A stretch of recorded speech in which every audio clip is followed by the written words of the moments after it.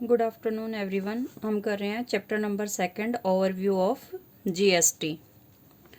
हाँ जी, what is GST?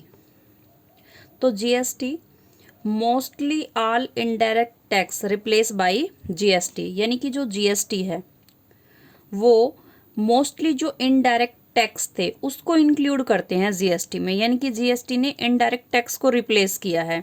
Indirect tax for example sales tax, VAT, service tax, excise duty, custom duty.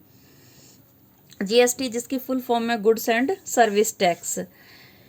Indirect tax जो mostly indirect tax थे उनको mix कर लिया GST में, ठीक है, एक को छोड़ के। वो कौन सा है? Basic custom duty. अब ये बेसिक कस्टम ड्यूटी को अलग क्यों रखा, इसको जीएसटी में इंक्लूड क्यों नहीं किया, ये हम स्टडी करेंगे बेसिक कस्टम ड्यूटी में। अभी बस आप इतना ध्यान रखो कि जो इनडायरेक्ट टैक्स है जीएसटी इम्प्लीमेंटेशन के बाद उसको 2 पार्ट्स में डिवाइड कर दिया, एक तो जीएसटी में और एक बेसिक कस्टम ड्यूटी में। तो इसमें हम फर्स्ट स्टडी कर रहे हैं जीएसटी, यानी कि गुड्स एंड सर्विस टैक्स।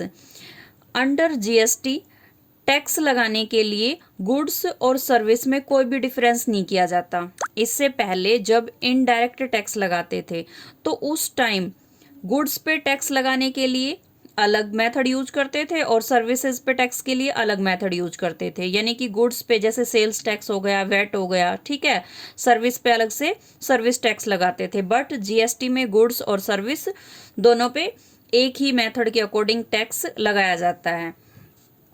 जो गुड्स और सर्विस टैक्स है वो लेवाइड ऑन सप्लाई, यानी कि सप्लाई के ऊपर लगाया जाता है।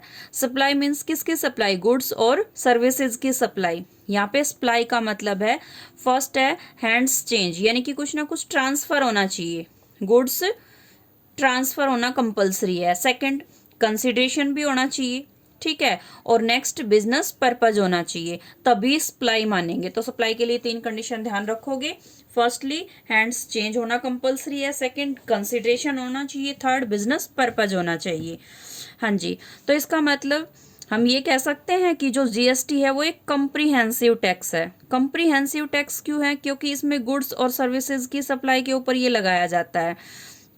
यानी कि जब गुड्स को मैन्युफैक्चर करते हैं, यानी कि जो मैन्युफैक्चर है वो आगे होलसेलर को सेल करेगा ना, तो उस टाइम भी टैक्स लगाया जाएगा, ठीक है, सेल्स के टाइम भी लगाया जाएगा। और फिर जो रिटेलर है वो जब कंज्यूमर को सेल करेगा मींस कंजम्पशन पे भी लगाया जाएगा। तो इसको एक कम्प्रीहेंसिव टैक्स बोल सकते हैं। Next, GST substitute almost all indirect tax, ठीक है, क्योंकि जीएसटी में जितने भी इनडायरेक्ट टैक्स थे उन्हीं को मिक्स किया गया है, तो ये उनका सब्स्टिट्यूट है। नेक्स्ट, जो जीएसटी है वो वन नेशन वन टैक्स है। नेक्स्ट, जीएसटी ने रिमूव कास्केडिंग इफेक्ट को रिमूव किया है। कास्केडिंग इफेक्ट का मतलब टैक्स ऑन टैक्स, यानी कि जो डबल टैक्सेशन की प्रॉब्लम थी इनडायरेक्ट टैक्स में उसको रिमूव किया है। अब ये कास्केडिंग इफेक्ट क्या था ये स्टडी कर रहे हैं हम, एक एग्जाम्पल के थ्रू समझना। हाँ जी, for example before GST, after GST. Before GST means old indirect tax, ठीक है, और ये जीएसटी इम्प्लीमेंटेशन के बाद की कंडीशन। प्राइस में लेके चल रही हूँ, एक मैन्युफैक्चरर है, उसने कोई गुड्स मैन्युफैक्चर किया, ठीक है, और उसमें अपना प्रॉफिट भी ऐड कर लिया। अपना प्रॉफिट ऐड करके उस गुड्स का जो प्राइस है वो फिक्स कर दिया ₹1000, ठीक है। वो मैन्युफैक्चरर जिसने गुड्स मैन्युफैक्चर किया है तो गुड्स प्रोडक्शन पे उसे एक्साइज ड्यूटी देनी होती थी, ठीक है, रेट में मान के चल रही हूँ 12.5%। तो 12.5% के अकॉर्डिंग मैन्युफैक्चरर को अपने गुड्स पे जो उसने प्रोड्यूस किया है एक्साइज ड्यूटी कितने की देनी होगी? ₹125 की, ठीक है। तो इस तरीके से इसका जो प्राइस है वो कितना हो गया? 1125। मैन्युफैक्चर के बाद फिर वो अपने गुड्स को सेल भी करेगा। अब सेल करेगा तो उसको या तो सेल्स टैक्स देना होगा या फिर वैट देना होगा। उसमें देखना होगा कि वो इंटरस्टेट सेल कर रहा है या फिर इंट्रास्टेट कर रहा है, उसके अकॉर्डिंग या तो सेल्स टैक्स लगेगा या वैट लगेगा। मैं एज्यूम करके चल रही हूँ कि वो सेल्स टैक्स पे कर रहा है, सेल टैक्स की रेट में मान के चल रही हूँ 2%। तो यहाँ पे अब ये क्वेश्चन अराइज होता है कि जो ओल्ड इनडायरेक्ट टैक्स स्ट्रक्चर था उसमें जो टैक्स है सेल्स टैक्स वो 1000 पे लगेगा या 1125 पे लगेगा। तो वो लगता था एक्साइज ड्यूटी ऐड करने के बाद जो भी अमाउंट आता था उसके ऊपर, यानी कि 1125 के ऊपर सेल्स टैक्स लगेगा।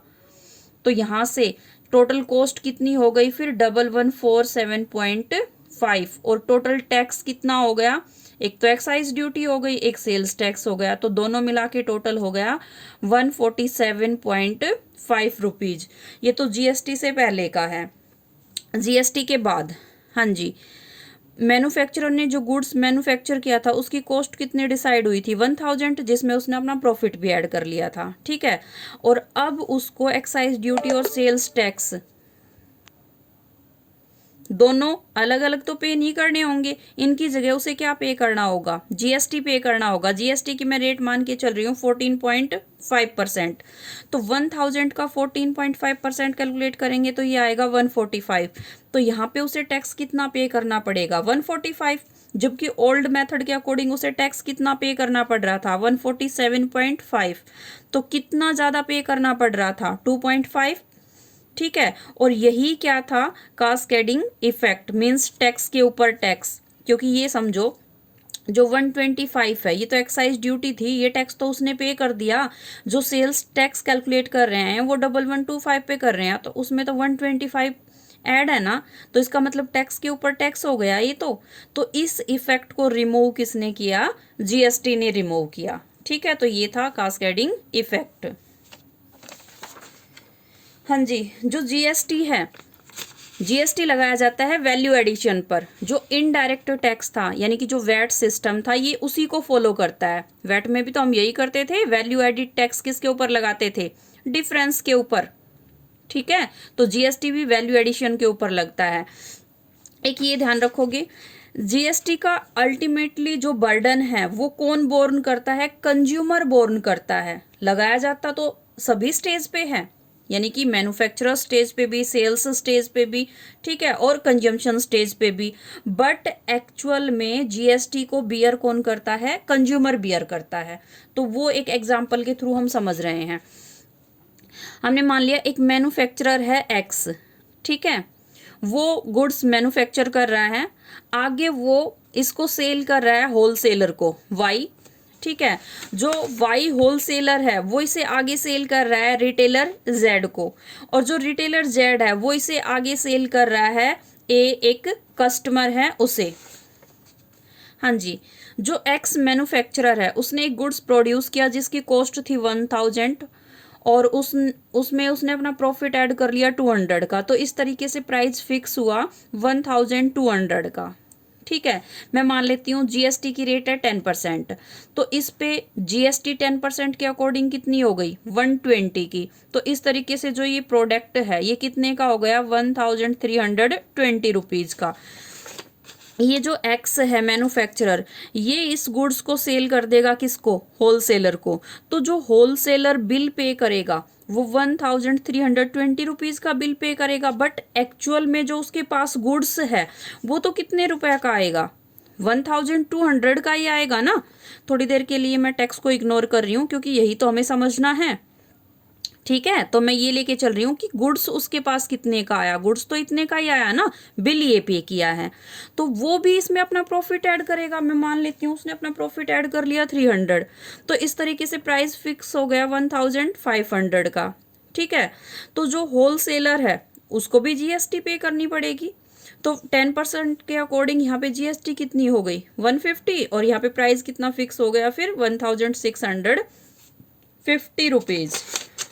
अब जो ये होलसेलर है ये आगे किसको रीसेल कर देगा, रिटेलर को, ठीक है। तो रिटेलर जो बिल पे करेगा वो तो यही करेगा ना 1650 का, बट उसके पास जो गुड्स है वो कितने का आया 1500 का। मैं मान लेती हूँ वो भी यहाँ पे अपना प्रॉफिट ऐड कर रहा है 200 का, तो इस तरीके से प्राइस कितने का फिक्स हुआ 1700 का। जीएसटी कितनी बनी इस पे 170, तो टोटल अमाउंट कितना हो गया 1870। ये आगे किसको सेल कर देगा, कंज्यूमर को। तो कंज्यूमर इसके लिए कितना पे करेगा 1870 का बिल पे करेगा, बट उसके पास जो गुड्स है वो कितने का जाएगा 1700 का। अब देखो समझो इसको ध्यान से, एक्स जो मैन्युफैक्चरर था, ठीक है, जिसने गवर्नमेंट को जीएसटी के कितने रुपए पे किए हैं, 120 पे किए हैं। ये 120 उसने किससे ले लिए, वाई से कलेक्ट कर लिए ना, मीन्स एक्स के लिए जो कस्टमर है वो वाई होगा, ठीक है। तो पे तो ये किसने किए हैं, एक्स ने, बट रियल में इनको बियर कौन करेगा, वाई। अब जो वाई है उसने जो जीएसटी 150 है वो किससे कलेक्ट की, जेड से कलेक्ट की, जेड जो रिटेलर था, ठीक है, उसने जेड से जीएसटी के 150 कलेक्ट किए, बट 120 तो वो ऑलरेडी एक्स को पे कर चुका, ठीक है। तो अब वो गवर्नमेंट को ओनली कितने डिपॉजिट कराएगा, ₹30, यानी कि 120 का उसे क्रेडिट मिल जाएगा, क्योंकि 120 उसका इनपुट टैक्स हो गया, इनपुट टैक्स पे क्रेडिट हो गया। ऐसे ही फिर जो जेड है उसने किसको सेल किया था गुड्स, ए यानी कि कंज्यूमर को, ठीक है। तो जो 170 है जेड को वो किससे मिलेंगे, कंज्यूमर ए से मिलेंगे। और जो जेड है वो 150 ऑलरेडी किसको पे कर चुका, वाई को कर चुका, तो उसे 150 इनकम टैक्स की क्रेडिट मिल जाएगी। तो वो गवर्नमेंट को सिर्फ कितना पे करेगा, 20 पे करेगा, ठीक है। यानी कि गवर्नमेंट के पास जीएसटी कितना डिपॉजिट कराना होगा, एक्स ने कितना कराया 120, वाई ने कितना कराया 30, जेड ने कितना कराया 20, तो टोटल कितना हो गया 170 गवर्नमेंट के पास जीएसटी के डिपॉजिट करा दिए, ठीक है। जो एक्स वाई जेड है इन्होंने सिर्फ कलेक्ट करने का काम किया है, कैसे, जो 120 है एक्स ने वो वाई से कलेक्ट किए, और जो 150 है वो वाई ने जेड से कलेक्ट किए हैं, और जो 170 है वो जेड ने ए से कलेक्ट किए हैं।